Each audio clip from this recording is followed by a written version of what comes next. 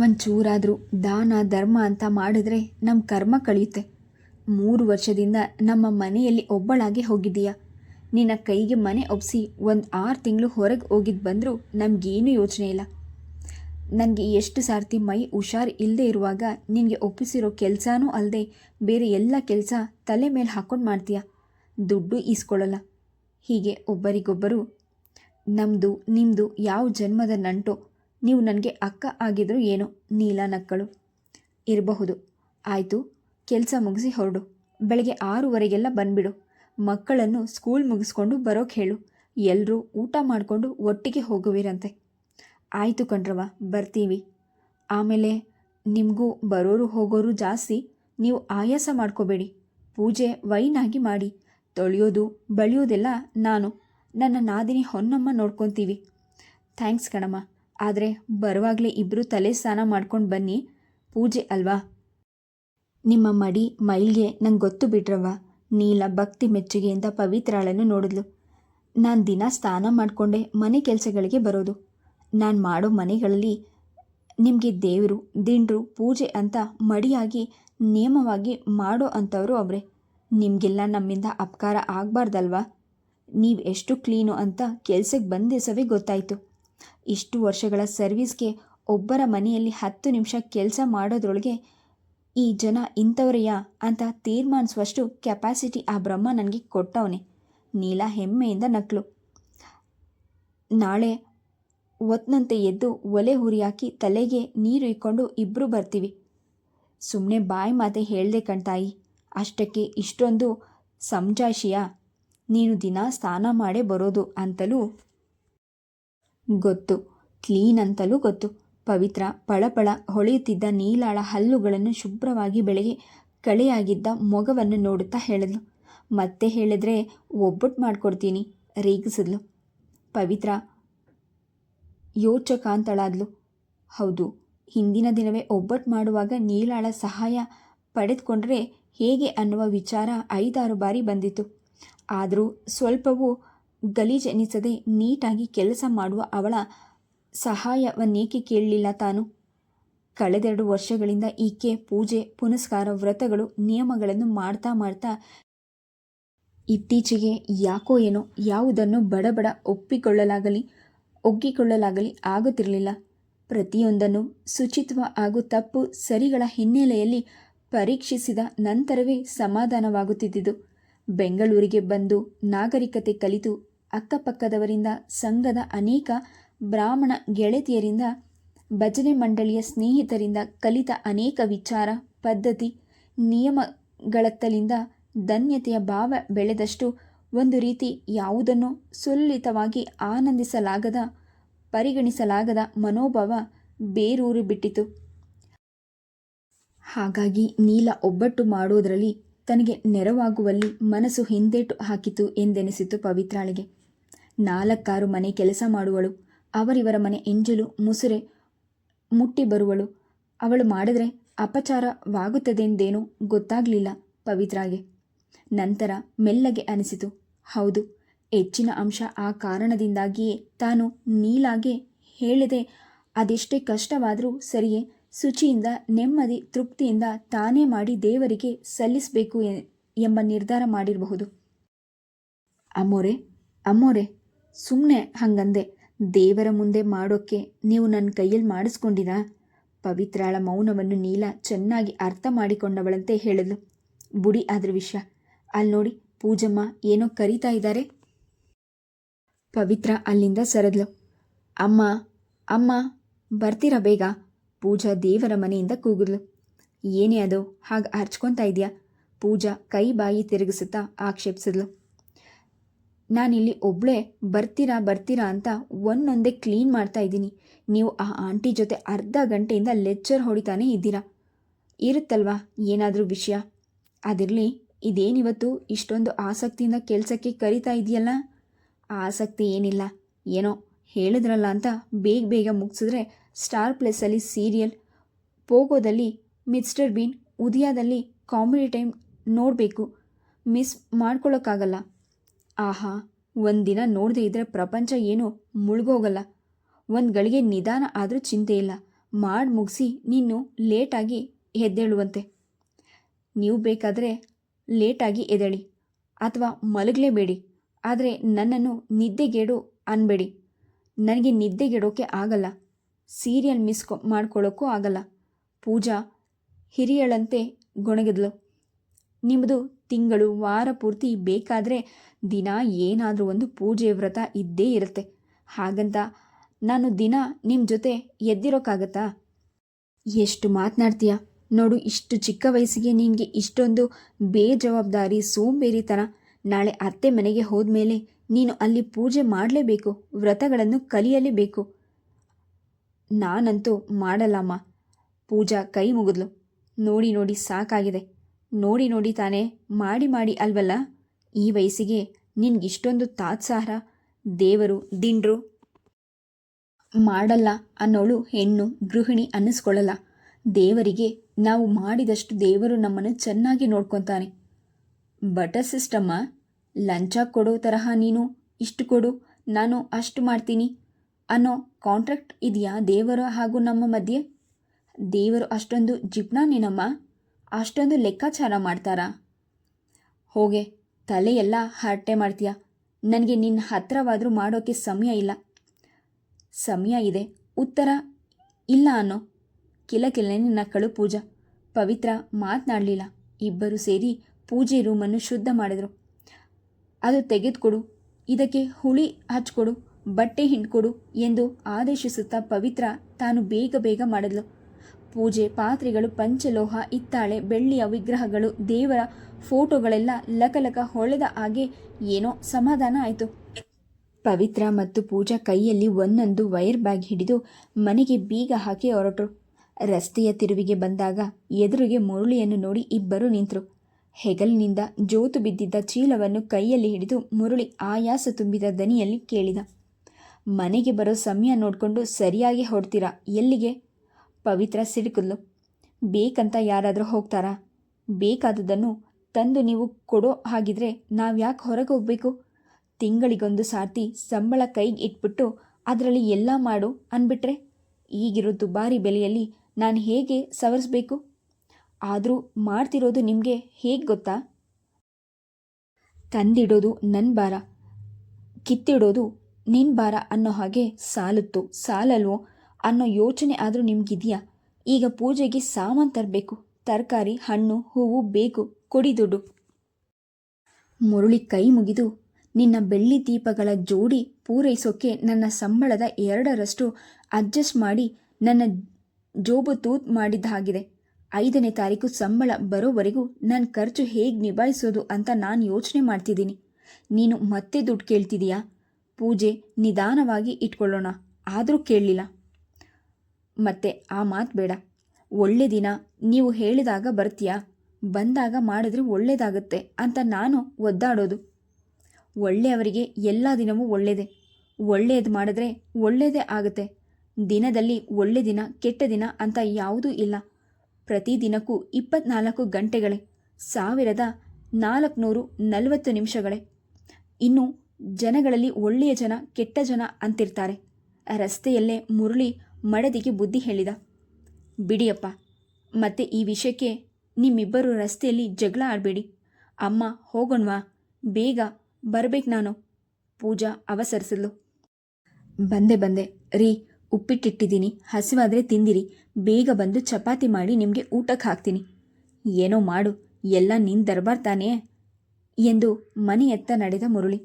ರಾತ್ರಿ ಎಲ್ಲರೂ ಮಲಗಿದ ನಂತರ ಪಾತ್ರೆಗಳನ್ನೆಲ್ಲ ತೊಳೆದು ಅಡಿಗೆಗೆ ಬೇಕಾದ ತರಕಾರಿಗಳನ್ನೆಲ್ಲ ಹೆಚ್ಚಿ ಫ್ರಿಡ್ಜ್ನಲ್ಲಿಟ್ಟು ಪವಿತ್ರ ಮಲಗುವ ವೇಳೆಗೆ 1 ಆಗಿತ್ತು. 3:15ಗೆಲ್ಲ ಎದ್ದು ಸ್ನಾನ ಮಾಡಿ ದೇವರಿಗೆ ನಮಸ್ಕರಿಸಿ ಪವಿತ್ರ ಅಡಿಗೆ ಮನೆ ಹೊಕ್ಕಳು. 40ರಿಂದ 50 ಜನಕ್ಕೆ ಆಗುವಷ್ಟು ತಯಾರಿ ನಡೆಸಲು ಪಲ್ಯಗಳು, ಸಾರು, ಗೊಜ್ಜುಗಳನ್ನು ಮುಗಿಸಿ ಒಡೆಗೆ ರುಬ್ಬಿಟ್ಟು ಕೋಸಂಬರಿಗಳಿಗೂ ಹೆಚ್ಚಿ ಅವೆರಡನ್ನು ಫ್ರಿಡ್ಜ್ಗೆ ಇರಿಸಿದ್ಲು. ಮನೆಯ ಮುಂದೆ ನೀರು ಹಾಕಿ ದೊಡ್ಡದಾಗಿ ರಂಗವಲ್ಲಿ ಬಿಟ್ಲು. ಗಂಡ ಮಕ್ಕಳನ್ನು ಗಲಾಟೆ ಮಾಡಿ ಸವಿಯಾದ ನಿದ್ರೆಯಿಂದ ಎಬ್ಬಿಸಿ ಒಬ್ಬೊಬ್ಬರನ್ನೇ ಸ್ನಾನಕ್ಕೆ ಕಳುಹಿಸಿದ್ಲು. 7 ಗಂಟೆಗೆ ಭಟ್ರು ಬರುವ ವೇಳೆಗೆ ದೇವರಿಗೆ ಪಟಕ್ಕೆಲ್ಲ ಧಾರಾಳವಾಗಿ ಹೂಗಳನ್ನು ಹಾಕಿ ತಟ್ಟೆಗಳಲ್ಲಿ ಹಣ್ಣನ್ನು ಜೋಡಿಸಿ ದೇವರ ಇಟ್ಟಿದ್ದ ಅಕ್ಕಪಕ್ಕದಲ್ಲಿ ಸಣ್ಣ ಸಣ್ಣ ಪಾಟ್ಗಳಲ್ಲಿ ಹೂಗಿಡಗಳನ್ನಿಟ್ಲು. ಹೊಸದಾಗಿ ಕೊಂಡ ಮೊಳದೆತ್ತರದ ಬೆಳ್ಳಿ ದೀಪವನ್ನು, ಚಿಕ್ಕ 3 ಜೊತೆ ಬೆಳ್ಳಿ ದೀಪಗಳನ್ನು, ಕಳಶವನ್ನು ಜೋಡಿಸಿಟ್ಲು. ದೇವರ ಮುಂದೆಯೂ ಅಕ್ಕಿ ಹಿಟ್ಟಲ್ಲಿ ರಂಗೋಲಿ ಹಾಕಿ ಬಣ್ಣ ತುಂಬಿಸಿದ್ಲು. ಪೂರ್ವದಿಂದ ಕಿಟಕಿಯಿಂದ ತೂರಿ ಬಂದ ಸೂರ್ಯನ ಹೊಂಗಿರಣಗಳಲ್ಲಿ ತೊಯ್ದು ಇಡೀ ಪೂಜಾ ಮಂದಿರವೇ ಕಳೆಕಳೆಯಾಗಿ ದೇವಸ್ಥಾನದಂತೆ ಕಂಡಾಗ ಪವಿತ್ರ ಆನಂದಗೊಂಡ್ಳು. ಗಂಡನಿಗೆ ರೇಷ್ಮೆ ಪಂಚೆ ಶಲ್ಯ ಕೊಟ್ಲು. ಅರ್ಜುನ್ ಹೊಸ ಪ್ಯಾಂಟ್ ಶರ್ಟ್ ಧರಿಸಿ ಟಿವಿ ನೋಡಲು ಆರಂಭಿಸಿದ. ಪೂಜಾ ಗೊಣಗಿದರೂ ಕೇಳದೆ ಬಲವಂತದಿಂದ ಪವಿತ್ರ ಅವಳಿಗೆ ರೇಷ್ಮೆ ಲಂಗ, ಬ್ಲೌಸ್, ಕೈ ತುಂಬ ಬಳೆ ಹಾಕಿಸಿ ಪುಟ್ಟ ಪುಟ್ಟ ಒಡವೆಗಳನ್ನು ಹಾಕಿ ನೋಡಿ ಸಂತೋಷಗೊಂಡ್ಳು. ತಾನು ಹೋಗಿ ತಲೆ ತುಂಬ ಹೂ ಮುಡಿದು ಓಲೆ ಜುಮುಕಿ ಹಾಕೊಂಡು ತಾಳಿ ಸರದ ಜೊತೆ ಪೆಂಡೆಂಟ್ ಇರುವ ಕರಿಮಣಿ ಸರ ಹಾಕಿಕೊಂಡು ಈರುಳ್ಳಿ ಬಣ್ಣದ ರೇಷ್ಮೆ ಸೀರೆ ಉಟ್ಟು ತಯಾರಾದ್ಲು. ಭಟ್ರು 8 ಗಂಟೆಗೆ ಬಂದರು. ದೇವರ ಮನೆಯನ್ನು ಅವಲೋಕಿಸಿ ಒಂದು ಕಡೆ ಇಟ್ಟಿದ್ದ ಪೂಜಾ ಸಾಮಗ್ರಿಗಳನ್ನು ನೋಡಿ ಮೆಚ್ಚುಗೆಯಿಂದ ಪವಿತ್ರಾಳನ್ನು ಹೊಗಳಿದ್ರು. ಎಲ್ಲ ಅಚ್ಚುಕಟ್ಟಾಗಿ ಮಾಡಿದಿರಮ್ಮ. ನಿಮಗಿರೋ ಆಸಕ್ತಿ, ಭಯ, ಭಕ್ತಿ ನಮ್ಮ ಜನಗಳಿಗೆ ಇರೋಲ್ಲ. ಪ್ರತಿಯೊಂದನ್ನು ಧಾರಾಳವಾಗಿ ತರಿಸ್ಬಿಟ್ಟಿದ್ದೀರಿ. ತೃಪ್ತಿಯಾಗಿ ಪೂಜೆ ಮಾಡಬಹುದು. ನಿಮ್ಮ ಮನೆ ಪೂಜೆ ಅಂದರೆ ನನಗೆ ನಿಜವಾಗಿಯೂ ಸಂತೋಷ. ಮುರಳಿ ಮನದಲ್ಲೇ ಗೊಣಗಿದ. ಸಂತೋಷ ಆಗದೆ ಇನ್ನೇನು, ಎಲ್ಲ ಸಾಮಾನು ಧಾರಾಳವಾಗಿ, ತುಪ್ಪ, ಬಟ್ಟೆ, ಕೈ ತುಂಬ ದಕ್ಷಿಣೆ ಸಮೇತ ಸಿಗುತ್ತಲ್ವಾ? ಹೀಗೆ ಹೊಗಳಿ ಹೊಗಳಿ ಅವಳು ಪದೇ ಪದೇ ಪೂಜೆಗಳನ್ನು ಮಾಡೋ ಹಾಗೆ ಮಾಡಿ ಪದೇ ಪದೇ ನನ್ನನ್ನು ಟಾರ್ಗೆಟ್ ಮಾಡಿ, ಸ್ವಾಮಿ ನಿಮಗೆ 100 ನಮಸ್ಕಾರ. ಅಮ್ಮ ಶುರು ಮಾಡೋಣವೇ? ರಾಯರೇ ಸಿದ್ಧವೇ? ಭಟ್ರು ಮುರಳಿಯನ್ನು ಪ್ರಶ್ನಿಸಿದರು. ರೀ ನೋಡಿ, ಶಾಸ್ತ್ರಿಗಳು ಕೇಳ್ತಿದ್ದಾರೆ, ಹೇಳಿ. ಪವಿತ್ರ ಗಂಡನ ಕೈ ತಟ್ಟಿದಳು. ಹಾಂ ಹ್ಞೂ ಆರಂಭಿಸಿ ಭಟ್ರೆ. 4 ಜನರು ಕೂತರು.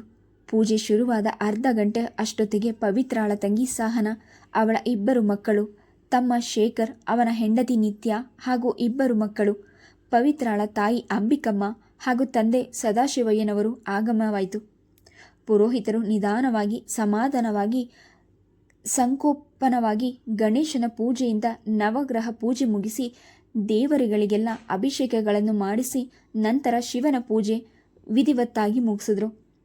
ಮುರಳಿಗೆ ಕೆಳಗೆ ಕೂತು ಆ ತೊಡೆಯಿಂದ ಈ ತೊಡೆಯಿಂದ ಆ ತೊಡೆಗೆ ಭಾರವನ್ನು ವರ್ಗಾಯಿಸುತ್ತಾ ಪೂಜೆ ಮುಗಿದ್ರೆ ಸಾಕು, ಕಾಲಿನ ನೋವು ಕಡಿಮೆಯಾಗಬಹುದೆಂದು ಎಣಿಸಿ ದೇವರನೊಮ್ಮೆ ನೋಡುತ್ತಾ ಗೋಡೆಯ ಮೇಲಿದ್ದ ಗಡಿಯಾರವನ್ನು ನೋಡುತ್ತಿದ್ದ. ಕಿಟಕಿಯಿಂದ ತೂರಿ ಬರುತ್ತಿದ್ದ ಬೆಚ್ಚನೆಯ ಬಿಸಿಲಿಗೋ ಬೆಳಗ್ಗೆ ಬೇಗ ಎದ್ದಿದ್ದರಿಂದಲೋ ಏನೋ ಒಮ್ಮೊಮ್ಮೆ ಕಣ್ಣೆಳೆದುಕೊಂಡು ಹೋಗುತ್ತಿತ್ತು. ಪವಿತ್ರ 4-5 ಬಾರಿ ಅವನ ತೊಡೆಯನ್ನು ತಟ್ಟದ್ಲು. ಕಿವಿಯಲ್ಲಿ ಪಿಸುಗುಟ್ಟಿದ್ಲು. ರೀ, ತೂಕಡಿಸ್ಬೇಡಿ, ಎಚ್ಚರವಾಗಿರಿ. ಕಳಶದ ಮೇಲೆ ಬಿದ್ದಿದ್ದು ಹೋದಿರಿ. ಎಲ್ಲರೂ ನೋಡ್ತಿದ್ದಾರೆ. ಪುರೋಹಿತರು ಮಂತ್ರ ಹೇಳಿ ಹೂ ಹಾಕಿ ಅಂತಿದ್ದಾರೆ, ಹೇಳ್ರಿ. ಮುರಳಿ ಪ್ರಾಯಾಸದಿಂದ ಕಣ್ತೆಗೆದು ಬೆಚ್ಚಿ ನೆಟ್ಟಗೆ ಕುಳಿತು ಪುರೋಹಿತರು ಹೇಳಿದ್ದನ್ನು ತೊದಲುತ್ತಾ ಉಚ್ಚರಿಸಿದ. 11 ಗಂಟೆಗೆ ಪೂಜೆ ಮುಗಿಯುವ ವೇಳೆಗೆ ಮನೆ ಮುತ್ತೈದೆಯರಿಂದ, ಹತ್ತಿರದ ನೆಂಟರಿಂದ ತುಂಬಿ ಹೋಗಿತ್ತು. ಪವಿತ್ರ ಮುರಳಿ ಪುರೋಹಿತರಿಂದ ಆಶೀರ್ವಾದ ಪಡೆದರು. ಅವರಿಗೆ ಪವಿತ್ರ ಬಾದಾಮಿ ಹಾಲು ತಂದುಕೊಟ್ಲು. ದಂಪತಿಗಳಿಬ್ಬರು ತಾಂಬೂಲದಲ್ಲಿ 1001 ರೂಪಾಯಿ ದಕ್ಷಿಣೆ ಇಟ್ಟುಕೊಟ್ರು. ಪುರೋಹಿತರು ದಕ್ಷಿಣೆ ದಾನ ಪಡೆದು ಸಂತೃಪ್ತರಾಗಿ ಮತ್ತೊಮ್ಮೆ ಹರಿಸಿ ಹೊರಟು. ಪವಿತ್ರ ಮುತ್ತೈದೆಯರಿಗೆಲ್ಲ ಮಗಳ ಕೈಯಲ್ಲಿ ಕುಂಕುಮ, ಬಳೆಗಳು, ಫಲ, ತಾಂಬೂಲ, ರೇಷ್ಮೆ ಕಣ ಕೊಡಿಸಿದ್ಲು. ಅಂಬಿಕಮ್ಮ ಆಂಬುಡೆ ಕರಿಯಲು ಅಡಿಗೆ ಮನೆಗೆ ಹೋದರು. ನಿತ್ಯ ಹಾಗೂ ಸಹನ ಕೋಸಂಬರಿಗೆ ಕಾಯಿ ತುರಿದು ಹಾಕಿ ಒಗ್ಗರಣೆ ಕೊಡಲು, ಅಡಿಗೆ ಬಿಸಿ ಮಾಡಲು ಅವರ ಜೊತೆ ಹೋದರು. ಪವಿತ್ರಾಳ ಸ್ನೇಹಿತೆಯರು, ಸಮಾಜದವರು ಅಲ್ಲೇ ಮಾತನಾಡುತ್ತಾ ಕುಳಿತರು. ಮೋಹನಾಂಬ ಮೆಚ್ಚುಗೆಯಿಂದ ಪವಿತ್ರಾಳನ್ನು ಹೊಗಳಿದ್ರು. ತುಂಬ ಚೆನ್ನಾಗಿ ಅಲಂಕಾರ ಮಾಡಿದ್ದೀರಿ ಕಣ್ರಿ ಪವಿತ್ರ. ದೇವರು ಎದ್ದು ಬಂದ ಹಾಗಿದೆ. ಭಟ್ರು ಚೆನ್ನಾಗಿ ನಿಧಾನವಾಗಿ ಮಾಡಿಸಿದ್ರು ಅಲ್ವಾ? ಹೌದು ಮೋಹನಾಂಬ. ಉದ್ವೇಶ್ವರ ಸತ್ಯಕಾಲ ಮೇಡಮ್ ಪರಿಚಯ ಮಾಡಿಕೊಟ್ಟಾಗಿನಿಂದ ಯಾವುದೇ ಪೂಜೆ ಆದರೂ ನಾನವರನ್ನೇ ಕರೆಸೋದು. ಮನೆಯವರಂತೆ ಅಡ್ಜಸ್ಟ್ ಮಾಡಿಕೊಂಡು ಸಮಾಧಾನವಾಗಿ ಮಾಡಿಸಿಕೊಡ್ತಾರೆ. ಮೇಡಮ್ಗೆ ಎಷ್ಟು ಥ್ಯಾಂಕ್ಸ್ ಹೇಳಿದರೂ ಸಾಲದು. ಪವಿತ್ರಾಳ ಹೊಗಳಿಕೆಗೆ ಸತ್ಯಕಾಲ ಅವಳ ಬೆನ್ ತಟ್ಟಿ ಹೇಳಿದರು. ಪುರೋಹಿತರನ್ನು ತೋರಿಸಿಕೊಟ್ಟಿದ್ದು ಘನಕಾರ್ಯವೇ. ನೀನಂತೂ ಇಷ್ಟೊಂದು ಉತ್ಸಾಹದಿಂದ ಪುನಸ್ಕಾರ ಮಾಡೋದನ್ನು ನೋಡಿದ್ರೆ ತುಂಬ ಸಂತೋಷ ಆಗುತ್ತಮ್ಮ. ಹೀಗೆ ಮೇಲಿಂದ ಮೇಲೆ ಪೂಜೆಗಳನ್ನು ಮಾಡ್ತಾ ಇರು. ನಿಮ್ಮ ಮನೆ ಸಂತೋಷದಿಂದ ಸಮೃದ್ಧಿಯಿಂದ ತುಂಬಲಿ. ದೇವರಿಗೆ ಮಾಡಿದ್ದು ಎಂದು ವ್ಯರ್ಥ ಆಗೋಲ್ಲ. ಅದಕ್ಕೆ ಮೇಡಮ್ ಇಷ್ಟೊಂದು ಒದ್ದಾಡೋದು. ಬೆಂಗಳೂರಿಗೆ ಬಂದ ಹೊಸದರಲ್ಲಿ ಸಂಬಳ ಕಡಿಮೆ, ಖರ್ಚು ಜಾಸ್ತಿ, ಮಕ್ಕಳಿಗೆ ಆರೋಗ್ಯ ಆಗಾಗ ಏರುಪೇರು, ಎಷ್ಟು ಕಷ್ಟಪಟ್ವಿ. ಹೀಗೆ ನಿಮ್ಮಂಥವರಿಂದ ಕಲಿತ ನಿಯಮ ನಿಷ್ಠೆ ಪೂಜೆಗಳಿಂದ ದೇವರನ್ನು ಭದ್ರವಾಗಿ ಹಿಡಿದೆ. ಆಹಾ ಓಹೋ ಅಂತಿಲ್ಲದಿದ್ರೂ ಹೊಟ್ಟೆಗೆ ಬಟ್ಟೆಗೆ ಒಡವೆ ವಸ್ತ್ರ ಅಂತಾಗಿ 4 ಜನ ಬಂದರೂ ಊಟಕ್ಕಿಡುವಷ್ಟು ತಾಕತ್ತು ಭಗವಂತ ನಮಗೆ ಕೊಟ್ಟ. ಸಂಕಷ್ಟದ ದಿನಗಳನ್ನು ದಾಟಿರುವ ಆನಂದದಲ್ಲಿ ನೆಮ್ಮದಿ ಸಮೃದ್ಧಿ ಕಂಡಿರುವ ದಿನಗಳ ಧನ್ಯತೆಯಲ್ಲಿ ಸಂತೋಷಿಸುತ್ತಾ ಪವಿತ್ರ ದೇವರಿಗೆ ನಮಸ್ಕರಿಸಿದ್ಲು. ಅದಕ್ಕೆ ಅಪ್ಪ ಏನೇ ಬಂದರೂ ಏನೇ ಹೋದರೂ ನಂಬಿಕೆನ ಮಾತ್ರ ಬಿಡಲ್ಲ. ಮನುಷ್ಯರು ಮಾಡಿದ್ದು ಮನೆ ತನಕ, ದೇವರು ಕೊಟ್ಟಿದ್ದು ಕೊನೆ ತನಕ ಅನ್ನೋದು ನಿಜ ಕಣ್ರಿ. ಕುಳ್ಳಿ ಪದ್ಮಿನಿ ದನಿಗುಡಿಸಿದ್ಲು. ದೀಪದ ಡಿಸೈನ್ ತುಂಬ ಚೆನ್ನಾಗಿದೆ ಪವಿತ್ರ, ಎಷ್ಟಾಯಿತು? ಈ ಪ್ರಶ್ನೆ ಯಾರಾದರೂ ಕೇಳಲೆಂಬ ಹಂಬಲದಲ್ಲಿದ್ದ ಪವಿತ್ರ ವಿವರಿಸಿದ್ಲು. 18,750 ಚಿಲ್ಲರೆ ಆಯಿತು. 4-5 ಅಂಗಡಿ ಅಲೆದಾಡಿ ಕಡೆಗೆ ಹೋದ ಅಂಗಡಿಯಲ್ಲಿ ನೋಡಿದ ಕೂಡಲೇ ತುಂಬ ಇಷ್ಟ ಆಯಿತು. ಡಿಸೈನ್ ಬಜೆಟ್ಗಿಂತ ಸ್ವಲ್ಪ ಜಾಸ್ತಿ ಆಯಿತು. ಹೋಗಲಿ ಬಿಡು, ಬೆಳ್ಳಿ ಚಿನ್ನ ಕೊಳ್ಳುವಾಗ ಒಂದಿಷ್ಟು ದುಡ್ಡು ಹೆಚ್ಚು ಕಡಿಮೆ ಆಗೇ ಆಗುತ್ತೆ. ಹೀಗೆ ಪೂಜೆ ಹಬ್ಬ ಹರಿದಿನ ಹುಟ್ಟುಹಬ್ಬ ಆ್ಯನಿವರ್ಸರಿ ಅಂತ ಹೆಸರಿಟ್ಟು ತಗೊಂಡ್ರೇನೆ ಬೆಳ್ಳಿ ಬಂಗಾರ ಸೇರೋದು. ನನಗೂ ನಿಮ್ಮನೆ ದೀಪ ನೋಡಿ ಆಸೆ ಆಗ್ತಿದೆ. ಒಡವೆ ಅಂಗಡಿಯಲ್ಲಿ ಚೀಟಿ ಹಾಕಿದ್ದೀನಿ, ಆದರೂ ಅವನ ಹತ್ರ ಇಷ್ಟು ಒಳ್ಳೆಯ ಡಿಸೈನ್ ಇಲ್ಲ. ನೀವು ತಗೊಂಡ ಕಡೆನೇ ತಗೊಳ್ತೀನಿ. ಎಲ್ಲಿ ಅಂದ್ರಿ? ಜಾನಕಿ ಆತುರದಿಂದ ಮುಂದೆ ಜರುಗಿದ್ಲು. ಮೀನಾಕ್ಷಿ, ನಾಳಿದ್ದು ಶಾರದಾ ಮನೆಯಲ್ಲಿ 10 ಗಂಟೆಗೆಲ್ಲ ಪೂಜೆ ಮರಿಬೇಡಿ. ಲಲಿತ ಸಹಸ್ರನಾಮ. ಇಲ್ಲಿಗೆ ಬಂದರೆ ಇಲ್ಲಿಂದಲೇ ಹೋಗೋಣ ಒಟ್ಟಿಗೆ, ಆಗ ಯಾರೂ ಮಿಸ್ ಆಗೋಲ್ಲ ಎಂದು ನೆನೆಸಿದ್ರು. ಸುಮಿತ್ರ ಜೋರಾಗಿ ನಕ್ಕಳು. ಶಾರದಾ ಮನೆ ಇರೋದು 6th ಪ್ಲೇಸ್. ಸತ್ಯಕಾಲ ಮೇಡಮ್ ಮನೆ, ನಿಮ್ಮ ಮನೆ ಅಲ್ಲೇ 2nd. 1st ಪ್ಲೇಸ್ನಲ್ಲಿ ನಾವಿರೋದು. ಇಲ್ಲಿ BTM ಲೇಔಟ್ನಲ್ಲಿ ಅಲ್ಲಿಂದ ಅಲ್ಲಿಗೆ ಹತ್ರನೋ, ಇಲ್ಲಿಗೆ ಬಂದು ಹೋಗೋದು ಹತ್ರನಾ? ಮೀನಾಕ್ಷಿ ತನ್ನ ತಪ್ಪೊಪ್ಪಿಕೊಂಡ್ಳು. ನನ್ನ ಬುದ್ಧಿಗೊಂದಷ್ಟು. ನಮಗೆ ಅಲ್ಲಿಂದಲೇ ಹತ್ರ. ನಾನು ಸತ್ಯಕಾಲ ಮೇಡಮ್ ಮನೆಗೆ ಬರ್ತೀನಿ. ಸುಮಿತ್ರಾ, ನೀವು ಪವಿತ್ರ ಇಲ್ಲಿಂದ ಬನ್ನಿ. ಪದ್ಮಿನಿ ಜಾನಕಿ ಒಟ್ಟಿಗೆ ಹನುಮಂತ ನಗರದಿಂದ ಬರ್ತಾರೆ. ನಮ್ಮ ವರ್ತನೆಯೊಳಗೆ ಶರ್ಮಿಳಾ, ಸೇವಂತಿಗೆ, ತುಳಸಿ, ಗುಲಾಬಿ, ಮಲ್ಲಿಗೆ ಎಲ್ಲ ಸೇರಿರೋ ದೊಡ್ಡ ಹಾರಕ್ಕೆ ಹೇಳಿದ್ದೀನಿ. ಶಾರದಾ ಮನೆಯಲ್ಲಿ ವೆಂಕಟೇಶ್ವರ ಫೋಟೋ ದೊಡ್ಡದು, ದೊಡ್ಡ ಹಾರ ಹಾಕಿದ್ರೆ ತುಂಬ ಕಳೆಯಾಗಿರುತ್ತೆ. ಜಾನಕಿ ಹೇಳಿದ್ಲು. ಒಳ್ಳೇದಾಯಿತು. ಎಲ್ಲರೂ ಚೂರು ಚೂರು 2-3 ಮೊಳ ತಗೊಂಡು ಹಾಕೋ ಬದಲು ದೊಡ್ಡ ಹಾರ ಹಾಕಿದ್ರೆ ಸ್ವಾಮಿ ಎದ್ದು ಬಂದ ಆಗಿರುತ್ತೆ. ಎಷ್ಟಾಯಿತು ಅಂತ ತಿಳಿಸಿ, ಎಲ್ಲರೂ ಶೇರ್ ಮಾಡ್ಕೊಳ್ಳೋಣ. ಹಾಕೋದು ದೇವ್ರಿಗೆ ತಾನೇ, ಬಿಡಿ, ಅದರಲ್ಲೇನು ಶೇರು ಲೆಕ್ಕಾಚಾರ? ಮೀನಾಕ್ಷಿ ನಿರಾಕರಿಸಿದ್ಲು. ನಾನೇ ಹಾಕ್ಕೊಳ್ತೀನಿ. ಬೇಡ ಬೇಡ, ಸತ್ಯಕಾಲ ಮೇಡಮ್ ಪ್ರತಿಭಟಿಸಿದ್ರು. ದೇವರಿಗೆ ಕೊಡೋದು ಅವರವರ ದುಡ್ಡು, ಅವರವರ ಹಾಕಲೇಬೇಕು. ಒಬ್ಬರೇ ಅಷ್ಟೊಂದು ಹಾಕೋದು ಯಾವ ನ್ಯಾಯ? ಜಾನಕಿ ರೇಗಿಸಿದ್ಲು. ಅದು ಅಲ್ಲದೆ ನೀವೇ ಪೂರ್ತ ಕೊಟ್ಟು ಬಿಟ್ಟರೆ ಪುಣ್ಯ ಪೂರ್ತಿ ನಿಮಗೆ ಸೇರುತ್ತೆ. ನಮಗೂ ಪುಣ್ಯದ ಅಗತ್ಯ ಇದೆಯಲ್ಲಪ್ಪ, ನಮಗೂ ಚಾನ್ಸ್ ಕೊಡಿ. ಪೂಜಾ ರೂಮಿನ ಬಾಗಿಲ ಬಳಿ ನಿಂತು, ಅಮ್ಮ ಅಮ್ಮ ಎಲ್ಲರನ್ನು ಊಟಕ್ಕೆ ಎಬ್ಬಿಸ್ಬೇಕಂತೆ, ರೆಡಿಯಾಗಿದೆಯಂತೆ. ಬಾ ಪೂಜಾ ಒಳಗೆ, ನಾವೇನು ಹೊಸಬ್ರಾ? ಜಾನಕಿ ಪೂಜಾಳನ್ನು ಕರೆದ್ಲು. ಆ ಹುಡುಗಿ ಬಲೆ ಸಂಕೋಚದ್ದು. 6 ವರ್ಷದಿಂದ ಪಕ್ಕದಲ್ಲೇ ನಾವಿದ್ರೂ ತಾನಾಗಿ ತಾನು ಅವಳು ನಮ್ಮ ಮನೆಗೆ ಬಂದದ್ದು ಕಾಣಲೇ ಇಲ್ಲ. ಅವರಮ್ಮ ಏನಾದರೂ ಕಳಿಸಿದ್ರೆ ಎಳ್ಬೀರಕ್ಕೋ, ಅವರಮ್ಮನ ಜೊತೆ ಹಬ್ಬಗಳಲ್ಲಿ ಅರಿಶಿನ ಕುಂಕುಮಕ್ಕೆ ಅಂತ ವರ್ಷಕ್ಕೊಂದು ಬಾರಿ 2 ಬಾರಿ ಬರ್ತಾಳೆ. ಒಬ್ಬಳೇ ಬಂದರೆ 2-3 ನಿಮಿಷ ಅಷ್ಟೇ. ಅವರಮ್ಮ ಬಂದರೆ ಆರಾಮವಾಗಿ ಕುಳಿತಿರ್ತಾಳೆ. ಬುದ್ಧಿವಂತೆ, ಒಳ್ಳೆ ಹುಡುಗಿ, ಆದರೆ ಸೈಲೆಂಟ್. ಸುಮಿತ್ರಾ ಪೂಜಾಳ ಗುಣಗಾನ ಮಾಡಿದ್ರು. ಅಯ್ಯೋ ಬಿಡಿ, ಈಗಿನ ಕಾಲದ ಹೆಣ್ಮಕ್ಳೇ ಅಷ್ಟು, ಗಂಡ್ಮಕ್ಳು ಅಷ್ಟೇ. ಒಂದು ಕಡೆಗೂ ಅದು ನೆಂಟರಿಷ್ಟರ ಮನೆಗಳಿಗೆ, ಮದುವೆ ಫಂಕ್ಷನ್ಗಳಿಗೆ ಎಲ್ಲೂ ಬರಲ್ಲ. ನನ್ನ ಮಗಳು ಸ್ವಲ್ಪ ಹೀಗೆ, ತಾನಾಯಿತು ತನ್ನ ಕೆಲಸ ಆಯಿತು ಮನೆಯಲ್ಲೇ ಓಡಾಡ್ಕೊಂಡಿರ್ತಾಳೆ. ಜಾಸ್ತಿ ಫ್ರೆಂಡ್ಸೂ ಇಲ್ಲ. ಶರ್ಮಿಳಾಳ ಹೇಳಿ ಪೂಜಾಳನ್ನು ಕೈ ಹಿಡಿದು ಹೇಳಲು. ಬಾ ಪುಟ್ಟಿ ಒಳಗೆ. ಸತ್ಯಕಾಲ ಹೇಳಲು ಆರಂಭಿಸಲು. 4 ಕಡೆ ಹೋದರೆ ಬಂದರೆ ತಾನೇ ನಮ್ಮವರು ತಮ್ಮವರು ಅಂತ ಗೊತ್ತಾಗೋದು. ನಮ್ಮ ಸಂಸ್ಕೃತಿ ಏನು, ರೀತಿ ಪದ್ಧತಿಗಳು, ಶಾಸ್ತ್ರಗಳು ಏನು ಅನ್ನೋ ತಿಳುವಳಿಕೆ ಬರೋದು. ಈಗಿನ ಮಕ್ಕಳಿಗೆ ಅವೆಲ್ಲ ಬೇಡ. ಕೇವಲ ಸ್ನೇಹಿತರು, ಪಿಕ್ಚರ್, ಕಂಪ್ಯೂಟರ್, ಮೊಬೈಲ್, ಗಾಡಿಗಳು ಇಷ್ಟೇ ಅವರ ಪ್ರಪಂಚ. ನಮ್ಮ ಮಕ್ಕಳು ಹೀಗಿರಲಿಲ್ಲ. ಮದುವೆ ಮುಂಜಿ ಫಂಕ್ಷನ್ಗಳಿಗೆ ಕರೆದ್ರೆ ಖುಷಿಯಿಂದ ಬರ್ತಿದ್ರು. ನನ್ನ ಮೊಮ್ಮಕ್ಕಳು ಎಲ್ಲಿಗೂ ಬರೋಲ್ಲ. ನೆಂಟರೂ ಬೇಡ, ಜನರೂ ಬೇಡ. ಅದಕ್ಕೆ ನಾನು ನನ್ನ ಮಕ್ಕಳಿಗೆ ಹೇಳ್ತಾ ಇರ್ತೀನಿ, ಬೈದಾದರೂ ಎಲ್ಲ ಕಡೆ ಕರ್ಕೊಂಡು ಹೋಗಿ. ಇಲ್ದಿದ್ರೆ ಅವರ ಬಾಳು ಬಾವಿ ಕಪ್ಪೆ ತರಹ ಟಿವಿ ಓದಿನಲ್ಲೇ ಕಳೆದು ಹೋಗುತ್ತೆ. ನೀವು ಹೇಳೋದು ಅಕ್ಷರ ಸಹ ನಿಜ ಮೇಡಮ್. ಇವಳಿಗೆ ಸಾರಿ ಸಾರಿ ಹೇಳ್ತೀನಿ. ದೊಡ್ಡವಳಾಗ್ತಾ ಆಗ್ತಾ 4 ಜನದ ಜೊತೆ ಬೆರಿ, ಧೈರ್ಯ, ಖುಷಿ ಸಿಗುತ್ತೆ ಅಂತ ಕೇಳಲ್ಲ. ಸ್ಕೂಲ್ ಆಯಿತು, ಬುಕ್ಸ್ ಆಯಿತು, ಟಿ ವಿ ಆಯಿತು. ಇಲ್ಲ ಅವರಪ್ಪನ ಹಾಗೆ ರಿಸರ್ವ್ಡ್, ಯಾರೂ ಬೇಡ, ಚಿಪ್ಪಿನೊಳಗೆ ಅಡಗಿರ್ತಾಳೆ. ಪವಿತ್ರ ಮಗಳ ಬಗ್ಗೆ ಹೇಳ್ಕೊಂಡಾಗ ಪೂಜಾಳ ಸುಂದರವಾದ ಮೊಗ ಕೋಪ ಅಪಮಾನದಿಂದ ಕೆಂಪಾಯಿತು. ಈ ಮಮ್ಮಿಯಂತೂ ಎಲ್ಲರ ಮುಂದೆ ನನ್ನ ಬಗ್ಗೆ ಹೇಳಿ ಚೀಪ್ ಮಾಡ್ತಾರೆ. ಈ ಸಮಾಜದವರಂತೂ ಸರಿಯೇ ಸರಿ, ಬಾಯಿ ಬಡ್ಕಿರು, ಬಿಡುವೆ ಇಲ್ಲದಂತೆ ಕಮೆಂಟ್ಸ್ ಮಾಡ್ತಾ ಇರ್ತಾರೆ. ಅಂಥದ್ರಲ್ಲಿ ಮನದಲ್ಲಿ ಗೊಣಗಿಕೊಳ್ಳುತ್ತಾ ಪವಿತ್ರಾಳನ್ನು ದೂರ ನೋಡಿದ್ಲು. ಜಾನಕಿ ಪೂಜಾಳ ಪಕ್ಕ ಜರುಗಿ ಅವಳ ಬೆನ್ನನ್ನು ಬಳಸಿದ್ರು. ಬಿಡ್ರಿ, ಅದಿನ್ನೂ ಚಿಕ್ಕ ಹುಡುಗಿ. ದೊಡ್ಡವಳಾಗ್ತಾ ಆಗ್ತಾ ಧೈರ್ಯದ ಮಾತು, ತಿಳುವಳಿಕೆ ಬೇಡ ಅಂದರೂ ತಾನಾಗಿ ಬರುತ್ತೆ. ಜನರ ಜೊತೆ ಬೆರೆತರೆ ಮಾತ್ರ ಜ್ಞಾನ ಅಂತ ಯಾವ ಪುರಾಣದಲ್ಲೂ ಹೇಳಲಿಲ್ಲ. ಅನುಭವನೇ ಎಲ್ಲ ಕಲಿಸುತ್ತೆ. ಒಬ್ಬೊಬ್ಬರ ಸ್ವಭಾವ ಒಂದೊಂದು ತರಹ ಇರುತ್ತೆ. ಎಲ್ಲರೂ ಒಂದೇ ತರಹ ಆಗಿಬಿಟ್ರೆ ಪ್ರಪಂಚ ಚೆನ್ನಾಗಿ ಅನಿಸೋಲ್ಲ. ಮೀನಾಕ್ಷಿ, ಹೌದೌದು, ನಮ್ಮ ಪೂಜಾ ಡಿಫ್ರೆಂಟ್ ಆ್ಯಂಡ್ ಬ್ಯೂಟಿಫುಲ್. ಇನ್ ಕಲ್ಲರ್ಗೆ ಈ ಪರ್ಪಲ್ ಲಂಗ ಬ್ಲೌಸ್ ತುಂಬ ಚೆನ್ನಾಗಿ ಸೂಟ್ ಆಗ್ತಿದೆ. ತಿದ್ದಿದ ಗೌರಿ ಹಾಗಿದ್ದಾಳೆ ಕಣ್ರಿ. ಪವಿತ್ರ ನಿಮ್ಮ ಮಗಳು ದೊಡ್ಡವಳಾದ ಮೇಲೆ ಕ್ಯೂ ನಿಂತು ಕಣ್ಣುಗೊತ್ಕೊಂಡು ಮದುವೆ ಮಾಡ್ಕೊಳ್ಳೋಕ್ಕೆ ಕಾದು ನಿಲ್ತಾರೆ ಕಣ್ರಿ ಗಂಡು ಹುಡುಗರು ಎಂದು ಮಾತು ಬದಲಾಯಿಸಿರು. ಎಲ್ಲರ ಮೆಚ್ಚುಗೆ ನೋಟವು ಪೂಜಾ ಮೇಲೆ ಹರಿದಾಗ ಪೂಜಾ ನಾಚಿ ಕೆಂಪಾಗಿ ಎದ್ದು ಹೊರಗೆ ಹೋದ್ಲು.